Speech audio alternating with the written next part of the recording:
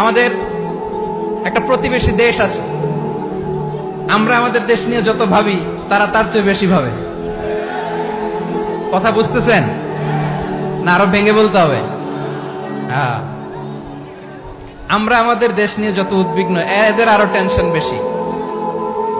বলেন, আমাদের দেশে শান্তি আছে না নাই? আমরা হিন্দু মুসলিমে কখনো দাঙ্গা লাগে?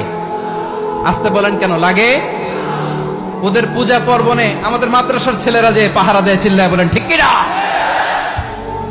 আমাদের তাফসির মাহফিলের সময় ওরা ডিস্টার্ব করে, ঢোল বাজায় না। ওদের পূজা পার্বণের সময় আমাদের তাফসির মাহফিলের ডেট হলে আমরা চেঞ্জ করে দেই। সুবহানাল্লাহ, কি সাম্প্রদায়িক সম্প্রীতির রোল মডেল। আর ওই বাংলাদেশের ব্যাপারে তারা অনেক ডিস ইনফরমেশন ছড়াচ্ছিল। ভারতের অনেকগুলো গণমাধ্যম, আমি জেনারেলাইজ করব না, আমাদের প্রতিবেশী দেশের সব গণমাধ্যম